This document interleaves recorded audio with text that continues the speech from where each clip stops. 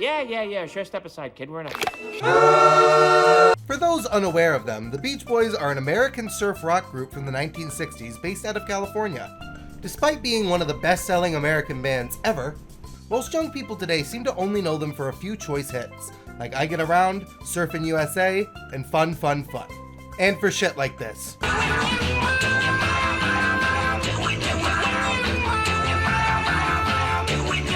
She got them apple bottom jeans and the boots with the fur. Yeah, the whole damn club, they was looking at her. For most people today, that's all they know of the Beach Boys, so you might be confused as to why I'm calling anything of theirs one of the crowning achievements of Western music. Well, to do that, I have to explain some history behind the Beach Boys as a band, so get ready for a brief lesson. I'm driving up and down the Demo Street. I got behind you, baby, dwelling in the hill. The Beach Boys were founded in 1962 by a man named Murray Wilson. The band consisted of his three sons, Brian, Carl, and Dennis, their cousin Mike Love, and a long-standing friend of the brothers, Al Jardine. By the mid-1960s, they were so big that they were the only American band that held their own against the onslaught of the British invasion, eventually being seen as rivals to famous English rock band the Beatles. Up until 1965, bands like the Beatles and the Beach Boys had pretty established formulas in terms of songwriting, with the former doing more romantic pop rock and the latter doing surf rock and slow love ballads. In December of 1964, the Beach Boys' bass player and lead songwriter Brian Wilson suffered a nervous breakdown on a flight to a live performance. After this, Brian resigned from live concert touring, instead choosing to stay at home in California and write songs to contribute to the group. He wanted to write an album unlike any other and create something amazing in its own right. 1 year later, in December of 1965, the Beatles released an album called Rubber Soul, an album that many critics and Beatles fans consider to be among their best. The album contained many songs that would go on to become hits for the band. The most impressive thing about the album, however, was that every piece seemed to fit together perfectly to make it. There were no filler songs, or songs written later in the recording sessions of an album to make the album longer that were of a lower quality. The album worked as a whole, rather than it just being disjointed songs with no greater meaning. This impressed Brian, who wanted to make an album of interweaving songs and genres that spoke to a greater message. After doing a fuck ton of drugs, Fuck you, my club. he, along with co-lyricist Tony Asher, wrote several songs and assembled a group of orchestral musicians in the studio to record music using unconventional means. As a result of this, the rest of the Beach Boys only contributed vocals to this album, which was eventually released in May of 1966 under the title of Pet Sounds. Pet Sounds used its unusual musical backing and somber songs to create an album that tells the tale of Brian Wilson's struggles with depression and schizophrenia, and as such, it is an intensely depressing album. The album was raved about by critics, both at the time and now, and is often considered one of the greatest albums ever made. Despite this, the album only did okay financially. It was at this point that the Beach Boys would start to fade into obscurity. They had one last hurrah at the top of the Billboard charts with their song Good Vibrations, which we'll get to a little later in the video. But after the financial disappointment of Pet Sounds, the Beach Boys didn't see the success of their older albums again until 2012, when their 50th anniversary reunion album, That's Why God Made the Radio, debuted at number 3 on the Billboard 200. The Beach Boys were in a financially rough spot in the late 60s through the 70s, but funny enough, in my opinion, that's when they made their absolute best music. After this point, the Beach Boys felt unrestricted by the formula that kept their albums in check for several years, and released songs and albums in an extremely experimental way, often releasing albums that blended rock and roll with other genres.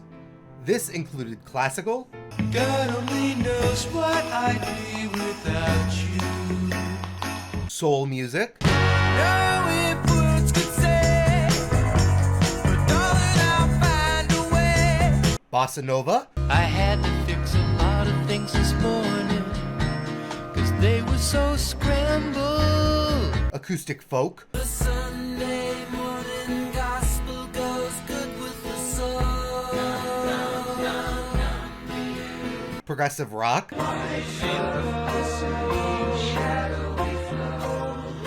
soft rock based on sea shanties, I sail an ocean, unsail an ocean. and even bullshit. Ding, ding, ding, woo! Ding, and a ding, dong, ding,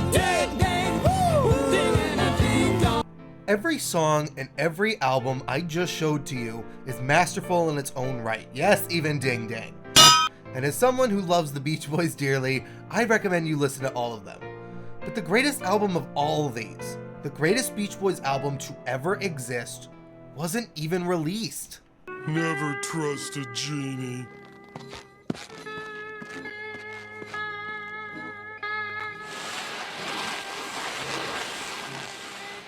Let's get back to my history lesson from earlier. After the release of Pet Sounds, one man in particular was so awestruck by the album that they wanted to outdo it. The Beatles gave their damnness to give an amazing album, and in May of 1967, they released their own take on an orchestral album with no filler, Sgt. Pepper's Lonely Hearts Club Band. Sgt. Pepper's sold incredibly well and is also regarded as one of the greatest albums of all time. With this in mind, Brian Wilson and co. decided to take a stab at another album, this one taking an examination at American culture and history. This album was going to be called Smile, and Brian Wilson proclaimed in interviews that the album was going to be his masterpiece. The album's songs had a mix of orchestral backing and traditional guitar, bass, and drums. By this time, Tony Asher had stopped working with Brian Wilson and the Beach Boys to pursue other projects, so Brian instead collaborated with arranger and former child star Van Dyke Parks to write most of the songs for Smile. Unfortunately, however, the album started to fall apart during the production process. The group began heavily relying on drug use both during and outside of recording sessions, and Brian Wilson's mental health was decaying rapidly. The other band members were also extremely unhappy with the project as it took form, and Mike Love was especially unhappy working with Van Dyke Parks and Brian. Due to all these factors, the album was eventually canceled, and Van Dyke Parks stopped associating with the Beach Boys. Eventually, Brian Wilson became bedridden with grief and shame over the project, and considered it his life's greatest failure for several years. When the recording sessions started again, the band tried to salvage as much as they could from the canceled Smile project while holding recording sessions in Brian Wilson's house. This new album was extremely stripped back and featured mostly new songs, alongside edited versions of a couple of Smile tracks. This album was called Smiley Smile, and was critically panned and commercially failed. However, that's not where the story ends. There were multiple attempts to remake Smile through the 70s and 80s, but Brian Wilson shut all of these attempts down. There were also multiple fan attempts and bootlegs released that tried to combine recordings from other Beach Boys albums, none of which ever went anywhere. That is, until 2004. In September of 2004, Brian Wilson released a solo album titled Brian Wilson Presents Smile, an official recreation of the album using re-recorded versions of the songs with Brian Wilson's solo band. The album was a smash hit, selling over 1 million units and being considered one of the best and most important albums of the 2000s. In 2011, we then got another recreation of Smile, this one being titled The Smile Sessions and being made up of the original recordings from the 1960s, many of which were unfinished. Capitol Records used Brian Wilson Presents as a template to order the songs in. The album also comes with multiple takes of the songs, remixes, and conversations from the sessions that got recorded. Brian has gone on to say that even with the original Smile recordings being officially released, he still prefers his version. That's the official history of Smile by the Beach Boys, an album that is so legendary for being unreleased for almost 4 decades. I've been listening to both official versions of Smile religiously since becoming a fan of this band, and I felt compelled to share the album with you all today, both its story and its contents. The next section of the video will be discussing the album track by track, using the track listing from the Brian Wilson Presents version and comparing the songs between both versions. This is an album I love dearly and want to share with more people from my generation. If you're interested in listening to it, you can pick up both Brian Wilson Presents and the Smile Sessions versions of the album on CD or at most streaming services. You can also get them on vinyl if that's your thing, but You'll never get a cent out of me! Never! I'd rather My club. come in here right now and eat you all alive! So, let's dive into this album and why I think it's one of the all-time best. Woo! Yeah, baby! That's what I've been waiting for. That's what it's all about. Woo! The album on both versions starts off with one of the most hauntingly beautiful songs you'll ever hear on tape, a song called Our Prayer. Remember when Mike Wazowski was getting bit in the opening? That song that he sang was Our Prayer. This song is one of the few to later be released on a Beach Boys album called 2020, but was originally recorded as the opening to Smile.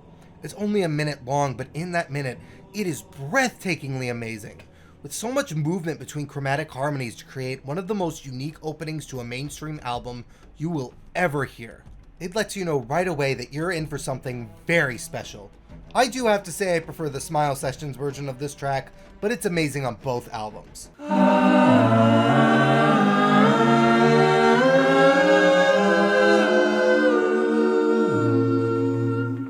Fantastic start already, and we only go up from there.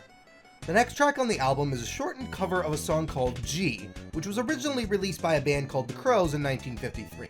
It's credited as the first ever rock and roll hit by a rock and roll group.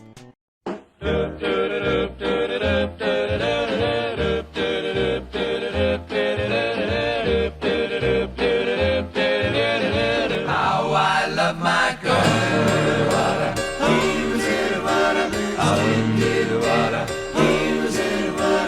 Brian put this song on the album because he felt rock and roll was a cornerstone of American culture and wanted to encapsulate that with this cover. Both versions of the track also contain the lyric "Heroes and Villains" overlaid on the G lyrics, which hints at the very next song on the album. I've been in this town so long that back in the city I've been taken for lost and gone and unknown for a long, long time. Heroes and Villains is often considered to be the true start to the album, being the first song over 2 minutes, being more musically complex than Our Prayer and G, and being the first song that actually tackles the themes of the general album. Those not immediately familiar with it might recognize it as the opening song from the 2009 Fantastic Mr. Fox movie. It's a southwestern-style ballad inspired by fighting between Spaniards and indigenous people and the beginning of colonialization on the American continent. Themes of innocence begin in this song and many other songs in the album, to symbolize the purity of uncolonized America before the arrival of the white man.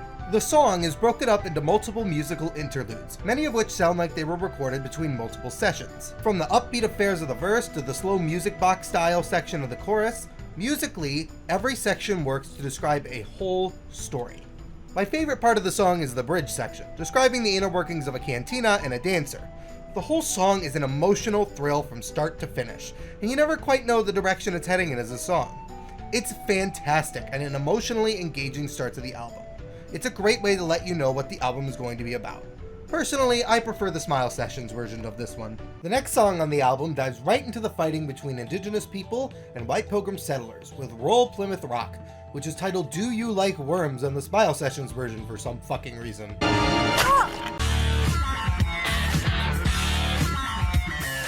And as much as I love the Smile Sessions version of the album, this song is the beginning of a problem with it. See, many of the songs made during the original recording sessions were not properly finished before the release of the album. All the instrumental tracks were done, but not all the vocals were recorded. This is where the Brian Wilson Presents version comes in, as all the vocals on that album are done. For that reason, I do prefer the Brian Wilson Presents version of this track, even though I would like the Smile Sessions version more if it were finished. The Brian Wilson Presents version gives more context for the lyrics, which describe the pilgrim colonization of the American continent and Hawaii. The song also has musical interludes that reference the chorus of Heroes and Villains.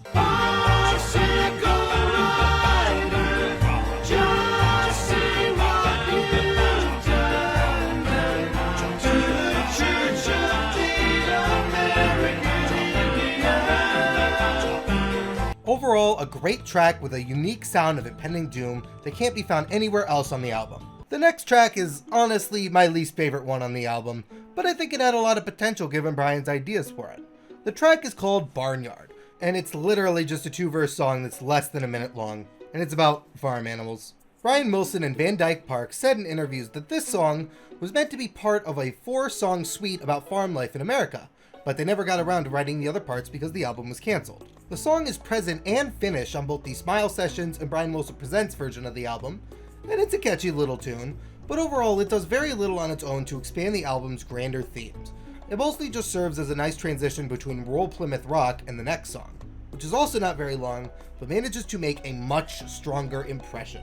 The next song is a medley of 2 American classics from the 1940s, The Old Master Painter, which is done by a cello, and You Are My Sunshine, which is done with minimal instruments and vocals. What makes this medley stand out is the You Are My Sunshine portion, which was reworked into a minor key and had the vocals changed to the past tense, invoking feelings of a lost loved one.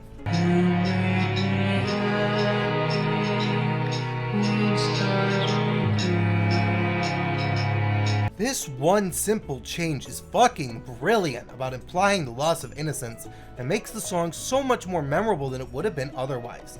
The decisions to put these songs here was nothing short of a stroke of genius on the part of Brian Wilson and Van Dyke Parks. After this, we get what might be one of the most musically complex and unique songs to grace a mainstream album, a song called Cabanescence.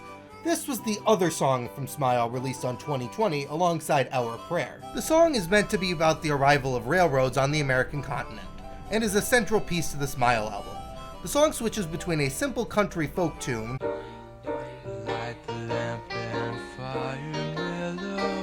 and an evil chant-like piece with complex instrumentation throughout.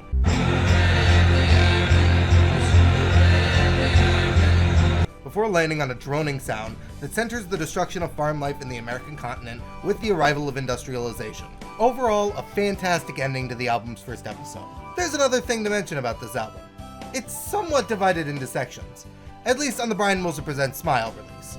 The songs we just talked about make up the first section of the album, with 2 more coming up that reference other parts of American culture. Not necessarily important to how one would listen to the album, or just something I wanted to make note of. Anyways, the second section of the album begins with what is, in my opinion, one of its best songs. The song is called Wonderful, sung by the late and always great Carl Wilson, about a girl who has devoted herself to God and is in emotional and sexual disarray upon meeting a boy. The song has a very proper and classical feel to it, despite being about promiscuous subject material. I relate to this one the most on a personal level, because even in the year of our Lord 2022, it feels very realistic, like a situation that could actually happen today. I think a lot of people would be able to relate to this today, and the harmonic and instrumental layers just get me every time. It's a song that puts me in a very content and somber mood whenever I listen to it, and I think it's an incredible piece that often gets overlooked in discussions about Smile. The next 2 songs I'm going to talk about together because they're both short, and use very similar lyrics and themes. They're also both unfinished on the Smile Sessions version of the album. The songs are called Song for Children and Child is the Father of the Man. A lot of the Smile album up to this point is about the loss of America's innocence as the white man spread plague, colonialism, and bigotry. But this section of the album is more about the loss of personal innocence as you transition from childhood to adulthood. Your goals become different than your parents as you become your own person and experience parts of life for the first time. These songs are meant to reflect this transitionary period in life as you realize your goals and ambitions. My favorite part of the 2 songs is the musical refrain in Child is the Father of the Man. Just like that, we're already at the ending of segment 2 of the album. And this song is one of the top 3 Beach Boys songs ever written. Surf's up, what a tidal wave. Surf's Up is a masterpiece unlike any other, about the complete and total loss of innocence in the face of poverty, aristocracy, and crumbling society. It is a masterful songwriting and lyricism from Brian Wilson. This song was later released on an album titled Surf's Up with Carl on lead vocals, but both versions in Smile feature Brian, and as much as I love Carl, Brian stole the fucking show vocally with this song. Every lyric feels like a work of art, like a painting just waiting to be discovered. Perhaps my favorite part of the song is the bridge in the first section, with Brian's falsetto on the line "Columnated Ruins Domino," and the excellent choice to ask the listener directly if they're sleeping. This is a decision to ask if the listener is paying attention in society to all the problems we as humans share. The song is split into 3 sections, with the second section being slower than the first.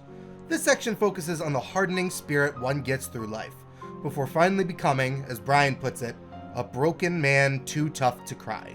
As the final verse finally proclaims the title, I wonder if the decision to title the song with such a fun title is an ironic look back on the Beach Boys' early days as a band, back when they wrote about fun surfing songs, days that can never be revisited. The final section of the song is a reprise of Child is the Father of the Man, completing the circle of the start to finish of losing innocence, and surrendering childhood in exchange for the cruel world around us. Smile may have never been finished, but this powerful piece of music needed to exist. For Brian, for the Beach Boys, and for all of us. Usually, when an album contains a song as heavy as Surf's Up, it's saved for the ending, But they didn't save this one for the ending, and that's a sign of how hard this album goes. After that extremely heavy and emotionally charged moment, we finally come back with a somewhat humorous selection of tunes. This medley starts with I'm in Great Shape, a song about how great life is before suddenly growing increasingly louder and dissonant. It suddenly cuts into I Wanna Be Around, a simple but sweet love song about being there for someone. Then Workshop is literally just tool noises over a piano tune. Yeah, I'm not gonna lie, this is a weak and disjointed section of songs, most of which probably weren't needed. I don't know if these were supposed to be more fleshed out songs that just never got finished or not, but it's still nothing amazing. Then we get into one of the catchier songs on the album, titled Vegetables. Not vegetables! Fucking vegetables. 4 syllables. This song parodies fitness and health trends that were popular at the time, but it unironically makes me want to be healthier in various ways. There's a hook that gets stuck in my head all the time, and it makes me want to do the things discussed in it.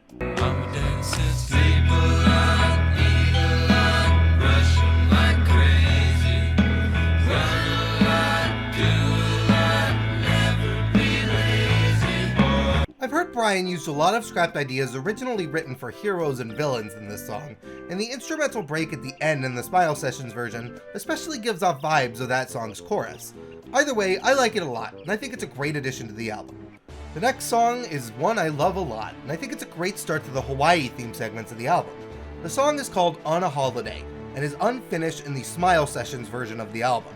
The song is about going on vacation to Hawaii, which, by the way, you should not do. Especially if you're not Hawaiian. Hawaii's natives are facing a homelessness crisis due to the land being used for tourism and cost of living rising rapidly. Hawaii is its own land with its own people, and in the spirit of breaking down the habits of white settlers, we must not make the gentrification of Hawaii worse. Do not drive Hawaii further into colonialist hell because the Ding Dang guy made it seem awesome. I'll leave a link below to a documentary about the situation. Either way, this song is great. It actually kind of makes fun of people who go to Hawaii on vacation by referencing Roll Plymouth Rock in the chorus of the song, implying they're like the Pilgrims. It's a really clever bit of criticism disguised as simple musical harmonies referencing another song on the album, and that flute opening is catchy as hell. The song segues very cleanly into the next song, Wind Chimes. It sounds very relaxed and summery at first, but the instrumental break has a full band playing. It's a nice juxtaposition and I enjoy it. There aren't many lyrics to this one, it's mostly just talking about wind chimes and how nice they are. I actually think the musical break is more interesting and nicer to listen to, although the song is collectively very good. Isn't that lovely? It's so clean and nice. So this next one will take us straight to hell.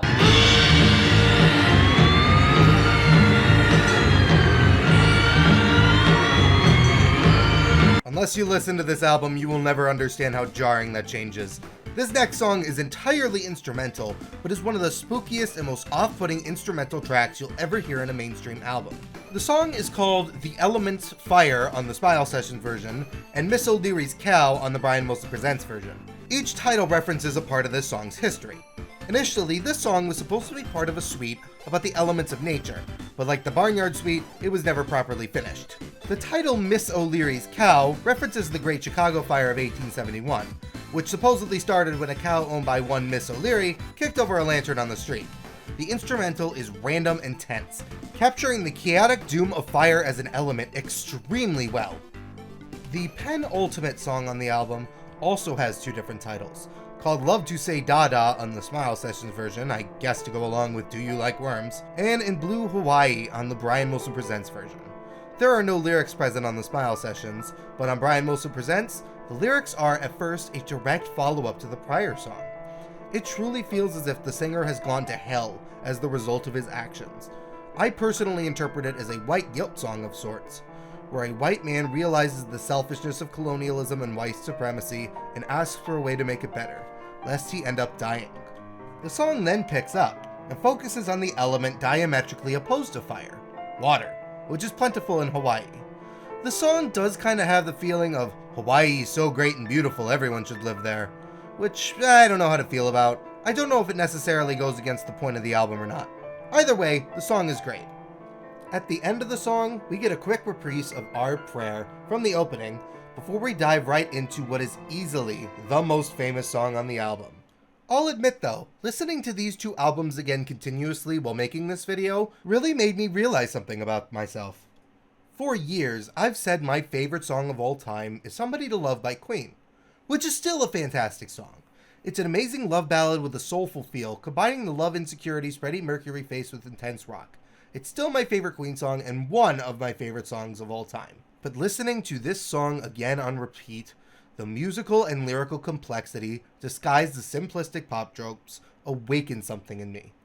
It made me realize and appreciate the brilliance of the Beach Boys as an act. It helped me understand music theory and how to apply it to other songs. The chord progressions, the lyrics, the musical interludes, the singing, the harmonies, the instrumentation. Everything comes together to make the perfect song for everyone. And the song is Good Vibrations. I love the colorful clothes she wears and the way the sunlight plays upon her head. This is the ultimate Beach Boys song. It is a fantastic ending to such an incredible work of art, and in my opinion, it is the best pop song ever written. For a pop song written in a way where it could be played on the radio, the musical layers and spiritual depth astound me. It's a very meaningful song emotionally, inspired by the idea that dogs can hone in on the universe's vibrations to determine if someone is good or bad. Brian has said this is a deeply spiritual song for him, that he wanted to give off the best vibrations possible. Honestly, however, so much of why I love this song is rooted in complex music theory concepts that I can't efficiently explain here. Polyphonic and David Bennett both made excellent videos about the musical choices going into the song that I highly recommend and will link below. The only thing I will say negatively about this song is that it was written before the Smile Project, and as such, it doesn't connect to the rest of the album's themes or messages. But it's so fucking good and such a perfect ending song, I literally don't care, and I don't count it against the album or the Beach Boys. This song needed to be on this album. It's just that amazing. Good Vibrations is a song that should be listened to by everyone, and it's a song I know I will come back to time and time again.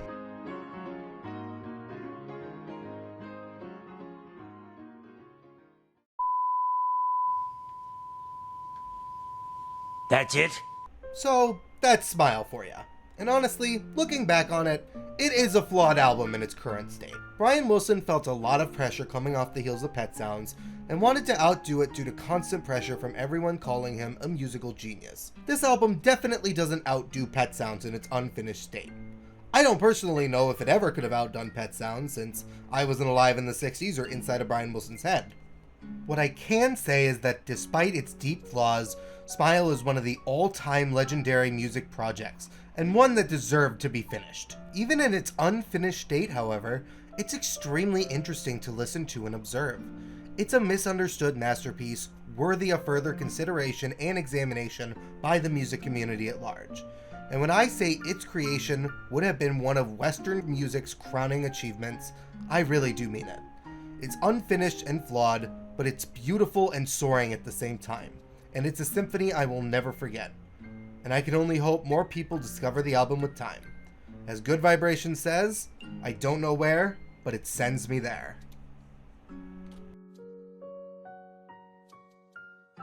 And hi there, my name is Daisy, and I recently just launched this channel to get into video essays and reviews. I previously did work under the channel name Oops All Daisies, and if you would want to go check out my videos there, you're more than welcome to. Otherwise, just enjoy the Animal Crossing music, and I hope to see you in the next video. Bye!